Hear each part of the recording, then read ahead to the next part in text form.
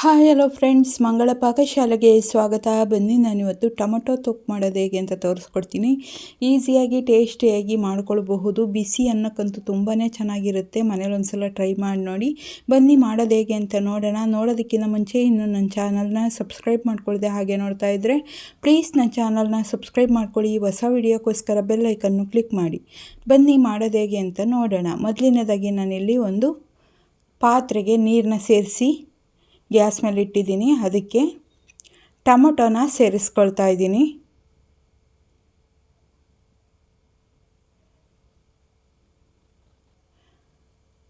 ಒಂದು 6 ಟೊಮೊಟೊನ ಸೇರಿಸ್ಬಿಟ್ಟು ಈ ರೀತಿ ಮುಚ್ಚಿಬಿಡ್ತೀನಿ.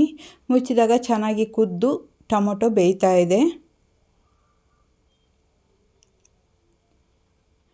ಈಗ ಚೆನ್ನಾಗಿ ಟೊಮೊಟೊ ಬೆಂದ ಮೇಲೆ ಸ್ಟವ್ನ ಆಫ್ ಮಾಡಿ ಅದರಲ್ಲಿರೋ ಸಿಪ್ಪೆನೆಲ್ಲ ತಕ್ಕೊಬೇಕಾಗುತ್ತೆ.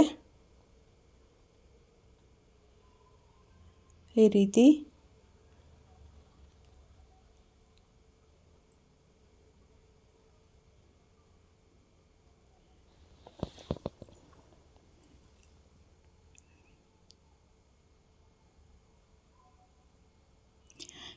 ನೀಟಾಗಿ ಸಿಪ್ಪೆನೆಲ್ಲ ತಕ್ಕೊಂಬಿಡೋಣ.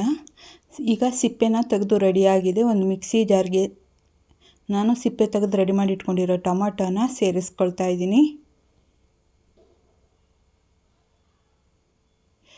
ಟೊಮೊಟೊನ ಸೇರಿಸ್ಕೊಂಡ್ಮೇಲೆ 2 ಒಣಮೆಣ್ಸಿನ್ಕಾಯಿನ ಸೇರಿಸ್ಕೊಳ್ತಾ ಇದ್ದೀನಿ. 1 ಗೆಡ್ಡೆ ಬೆಳ್ಳುಳ್ಳಿನ ಸೇರಿಸ್ಕೊಳ್ತಾ ಇದ್ದೀನಿ. ನಾನೇನು ಸಿಪ್ಪೆ ತೆಗೆದಿಲ್ಲ, ಹಾಗೆ ಸೇರಿಸ್ಕೊಂಡಿದ್ದೀನಿ. ಸೇರಿಸ್ಕೊಂಡು ನೀರನ್ನೇನು ಸೇರಿಸ್ಕೊಳ್ಳೋದು ಬೇಡ, ಟೊಮೊಟೊದಲ್ಲೇ ನೀರಿರೋದ್ರಿಂದ ಹಾಗೆ ರುಬ್ಕೊಳ್ಳೋಣ. ನುಣ್ಣಗೆ ರುಬ್ಕೊಳ್ಬೇಕಾಗುತ್ತೆ. ಸಿಂಪಲ್ಲಾಗಿ ಸುಲಭವಾಗಿ ಬ್ಯಾಚುಲರ್ಸು ಇದನ್ನು ಮಾಡ್ಕೊಳ್ಬಹುದು. ತುಂಬಾ ಚೆನ್ನಾಗಿರುತ್ತೆ. ಈಗ ನುಣ್ಣಗೆ ರುಬ್ಕೊಂಡಿದ್ದಾಗಿದೆ. ಬೇಗನೆ ಆಗುತ್ತೆ, ಸುಲಭವಾಗಿ ಮಾಡ್ಕೊಳ್ಬಹುದು.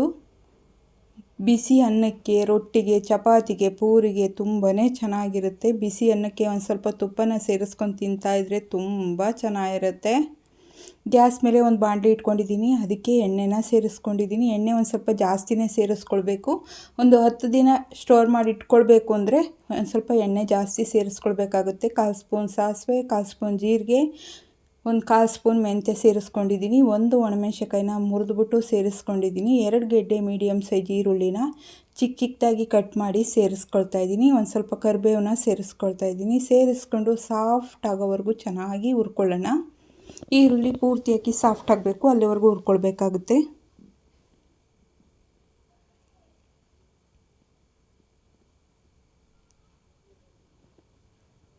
ಈ ಟೊಮೊಟೊ ಗೊಜ್ಜು ಸುಲಭವಾಗಿ ಆಗುತ್ತೆ. ಮನೇಲಿ ಒಂದು ಸಲ ಟ್ರೈ ಮಾಡಿ ನೋಡಿ, ಖಂಡಿತ ಇಷ್ಟ ಆಗುತ್ತೆ. ಟೇಸ್ಟು ಕೂಡ ತುಂಬ ಚೆನ್ನಾಗಿರುತ್ತೆ.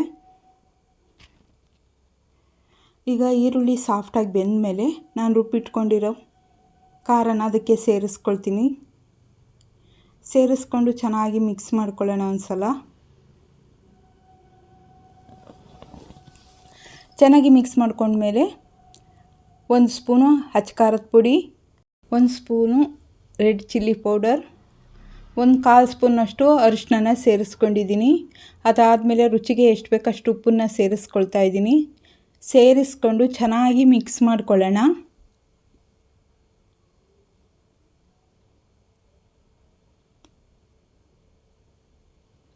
ಚೆನ್ನಾಗಿ ಮಿಕ್ಸ್ ಮಾಡಿಕೊಂಡು ಕುದಿಸ್ಕೊಳ್ಬೇಕಾಗುತ್ತೆ. ಎಣ್ಣೆ ಚೆನ್ನಾಗಿ ಬಿಟ್ಕೊಳ್ಳುತ್ತೆ, ಆವಾಗ ಚೆನ್ನಾಗಿ ಕುದ್ದಿದೆ ಅಂತ ಅರ್ಥ. ನೋಡ್ತಾ ಇರ್ಬೋದು, ಚೆನ್ನಾಗಿ ಕುದೀತಾ ಇದೆ ನೋಡಿ, ಎಣ್ಣೆ ಹೇಗೆ ಬಿಟ್ಕೊಳ್ತಾ ಇದೆ ಅಂತ. ಚೆನ್ನಾಗಿ ಕುದ್ಮೇಲೆ ನಾವು ಸ್ಟವ್ನ ಆಫ್ ಮಾಡ್ಕೊಂಬಿಡೋಣ. ಸೈಡಲ್ಲೆಲ್ಲ ಎಣ್ಣೆ ಬಿಡ್ತಾ ಇರುತ್ತೆ. ಈಗ ಚೆನ್ನಾಗಿ ಕುದ್ದು ರೆಡಿಯಾಗಿದೆ. ನಾನು ಅನ್ನಕ್ಕೆ ಸರ್ವ್ ಮಾಡ್ಕೊಳ್ತಾ ಇದ್ದೀನಿ. ತುಂಬಾ ಚೆನ್ನಾಗಿರುತ್ತೆ. ಮನೇಲಿ ಒಂದು ಸಲ ಟ್ರೈ ಮಾಡಿ ನೋಡಿ. ಸುಡ್ತಾ ಇದೆ ಇನ್ನೂ, ಖಂಡಿತ ಇಷ್ಟ ಆಗುತ್ತೆ. ಟೇಸ್ಟ್ ಕೂಡ ತುಂಬ ಚೆನ್ನಾಗಿರುತ್ತೆ. ಮಕ್ಕಳಿಂದ ದೊಡ್ಡವರೆಗೂ ಇಷ್ಟ ಆಗುತ್ತೆ. ಮನೇಲಿ ಒಂದು ಸಲ ಟ್ರೈ ಮಾಡಿ ನೋಡಿ.